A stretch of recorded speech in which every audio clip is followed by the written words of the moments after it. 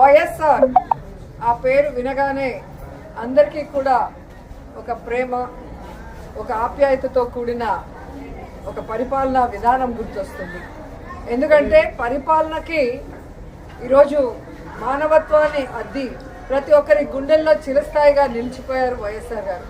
అందుకే ఈరోజు ఆయన చనిపోయి 14 సంవత్సరాలు పూర్తవుతున్నా ఇంకా కూడా ఎవరు ఆయన్ని మర్చిపోలేరు, భవిష్యత్తులో కూడా మర్చిపోరు అని గర్వంగా చెప్పగలను.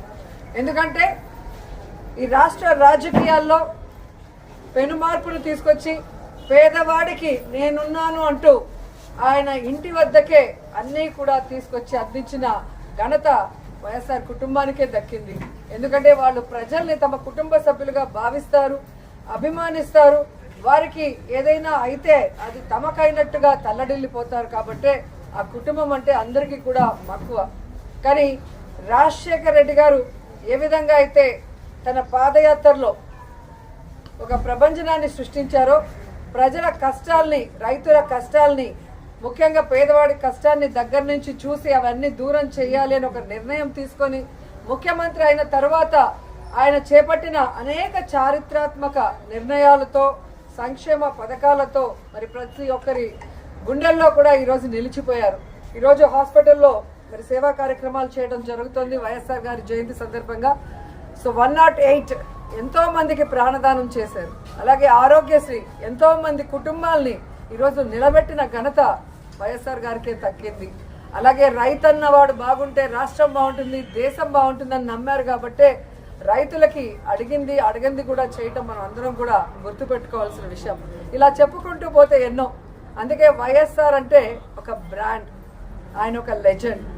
సో రాజశేఖర రెడ్డి గారు మనకి కనిపించకుండా పోయిన తర్వాత అందరూ కూడా తల్లడిల్లిపోయాం.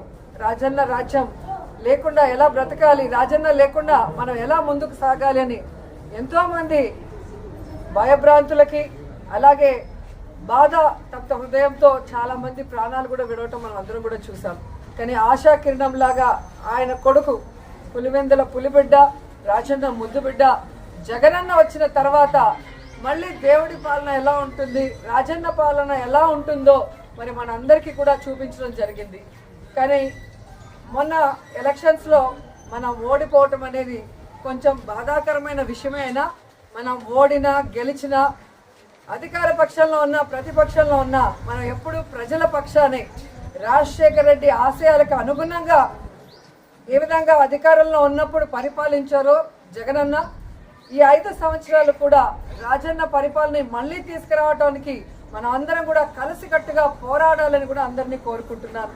ఈరోజు రాష్ట్రంలో ఉన్న వైఎస్ఆర్ అభిమానులందరూ కూడా ముక్త కంఠంతో ప్రతిజ్ఞ చేయాలని కూడా కోరుకుంటున్నా. రాజన్న పాలన మళ్ళీ రావాలి, రాజన్న బిడ్డ మళ్ళీ ముఖ్యమంత్రి అవ్వాలి, మళ్ళీ పేదవాళ్ళ ప్రజల మొహాల్లో చిరునవ్వు రావాలి, వాళ్ళ కష్టాలు దూరం అయ్యే విధంగా మనం అందరం కలిసికట్టుగా పనిచేయాలని కోరుకుంటూ ఈరోజు వైఎస్ఆర్ గారి జయంతి సందర్భంగా ఆయన విగ్రహానికి పూలమాల వేసి ఇక్కడ సేవా కార్యక్రమాలకి అందరూ కూడా వచ్చిన ప్రతి ఒక్కరికి పేరు పేరున కృతజ్ఞతలు.